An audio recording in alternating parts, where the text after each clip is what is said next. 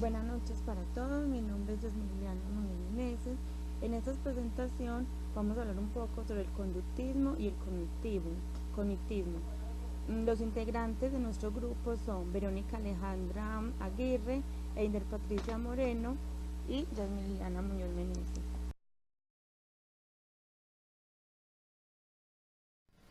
Distintos momentos en el desarrollo del lenguaje en el niño. Jean Piaget es el principal exponente del cognitivismo. Afirma que sin inteligencia es poco probable que se desarrolle el lenguaje.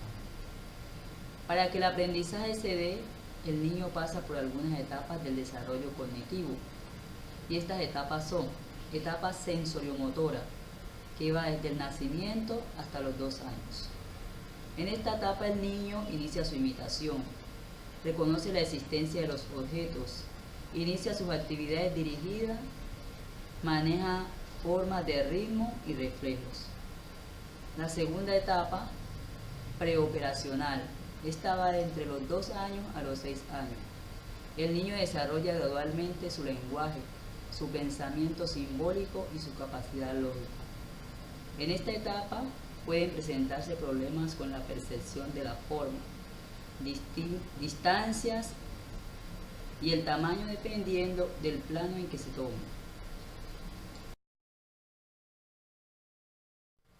Etapa de operaciones concretas.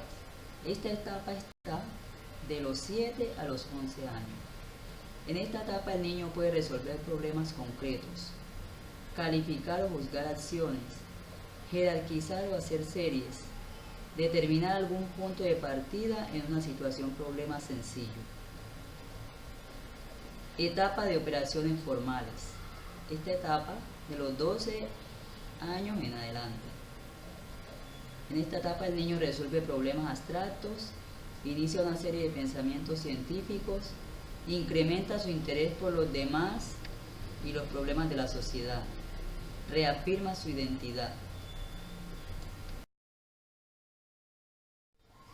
Interpretación de las distintas posiciones sobre la adquisición del lenguaje. Teoría conductista. Teoría psicológica que asume el proceso de aprendizaje como consecuencia de la imitación y la repetición de una serie de respuestas a unos estímulos concretos. Hipótesis innatista.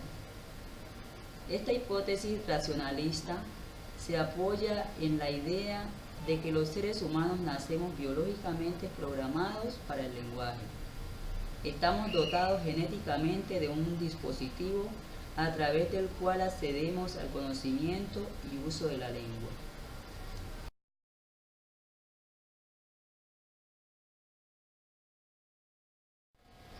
Enfoque del código cognitivo. Se centra en la gramática, el léxico y la pronunciación.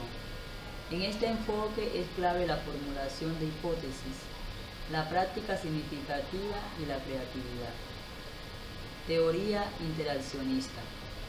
La interacción con la sociedad y con la cultura es el factor esencial que determina la manera como el sujeto va a construir su cognición y desarrollar su lenguaje. Piaget y el cognitivismo. Según Piaget, la inteligencia parte desde el mismo momento en que el niño nace, mientras que el lenguaje se adquiere a la medida que éste crece. En palabras de Piaget y en palabras de nosotros, la inteligencia empieza desde el momento en el que nacemos, desde el momento en el que llegamos a este mundo a formar parte de una sociedad. De allí, esta inteligencia se va desarrollando a medida que vamos creciendo. Al la inteligencia desarrollarse, ya empieza el trabajo del lenguaje, el cual nos facilita la comunicación e interacción con los demás individuos de nuestro entorno. Se dice que este lenguaje se va ampliando y se va fortaleciendo más a medida que nosotros vamos creciendo y vamos conociendo más sobre otras lenguas o sobre otras culturas. Piaget también nos menciona dos tipos de hablas. Uno que es el habla egocéntrica y el otro el habla socializada. Para Piaget, el habla egocéntrica es más que todo cuando el niño se preocupa solamente en sí, o sea, solamente se preocupa por él. Generalmente habla de sí mismo o solo habla de temas que a él le interesen. Pues digamos que en el momento no le interesa, digamos, enviar mensajes eh, diferentes a lo que él tiene, a lo que él piensa. En sí, él habla egocéntrica, es más que todo, se centra más que todo en los intereses del niño, en sus gustos o en su, digamos, en su diario vivir. Pues los niños en sí más que todo se interesan también es por lo que les sucede a ellos, ¿cierto? Tenemos también entonces el habla socializada. ¿De qué se trata el habla socializada? El habla socializada ya es otro tipo de conducta, otro tipo de lenguaje, pues ya tiene más dominio de información y comunicación hacia los demás. Aparte, su diálogo ya es más, digamos, más verbal y más concreto y más coherente a lo que la sociedad hoy en día permite. Ya no le interesa tanto solo sus cosas, sino que se adapta a otras cosas, tiene crítica, acepta órdenes, peticiones, ya las preguntas ya tiene más habilidades para responderlas y obviamente guardar sus respuestas. Teoría interaccionista. El lenguaje como agente del desarrollo cognitivo. La interacción con la sociedad y con la cultura es el factor esencial que determina la manera como el sujeto va a construir su cognición y desarrollar su lenguaje. Para Brunner, el niño sufre una transformación muy importante, la cual es continua y esto se debe a que el niño tiene experiencias que le son, digamos, muy brindadas sea por sus padres de familia, por sus docentes, por sus compañeritos, digamos, por su entorno familiar. Eh, las cuales tienen experiencias que le permiten tener un conocimiento previo a lo que ya ha sucedido. Por eso el niño conoce el mundo más que todo a través de las acciones que observa, después empieza a trabajar lo que es el lenguaje y transforma sus imágenes y sus acciones también en lenguaje, ¿cierto? Ya empieza a relacionar lo que es objeto con palabra. También se dice que Brunet consideraba este aprendizaje del lenguaje como una interacción de intercambio comunicativo, pues el niño al estar, digamos, en constante interacción con los demás, está en un constante intercambio de comunicación también.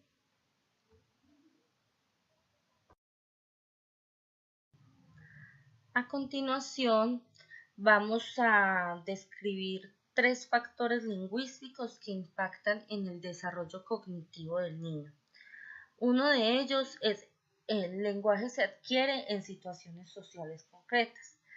Como decía anteriormente, el niño va aprendiendo de lo que observa en su entorno, de lo que interactúa en la sociedad.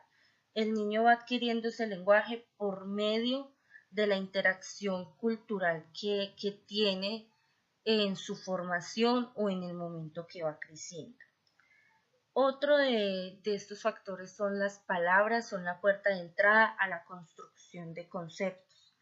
Al nosotros dar ciertas palabras, ciertas definiciones o ciertos nombres a ciertas cosas, el niño va construyendo conceptos que le permiten reconocer y almacenar información, el cual le permite, digamos, relacionarse y poder tener un lenguaje más fluido, pues al interactuar con las demás personas construye esos conceptos que le permitirán ser una persona hablante.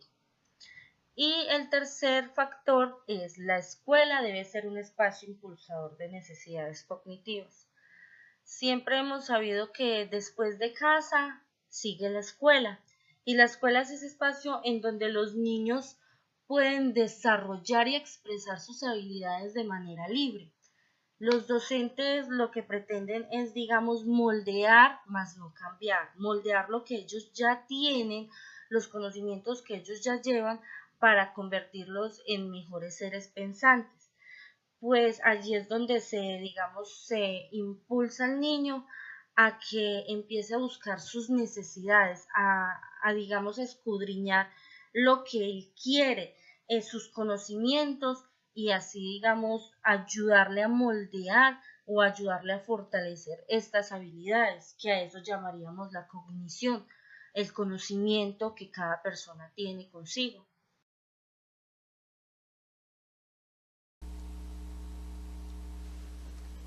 También encontramos el lenguaje y pensamientos.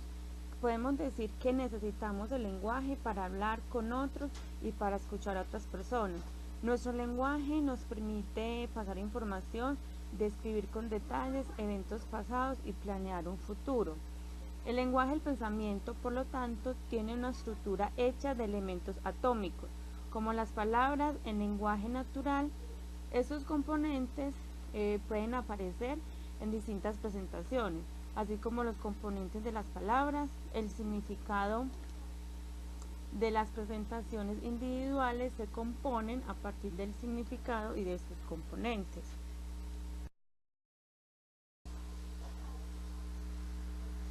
Aunque el caso de Ginny es extremo, permite poner de manifiesto por la magnitud de todas las conductas implicadas que toda intervención sobre la violencia debe atenderse a las necesidades físicas y psicológicas del sujeto y a los diferentes contextos para la satisfacción de las mismas, considerando los factores que permiten definir el maltrato.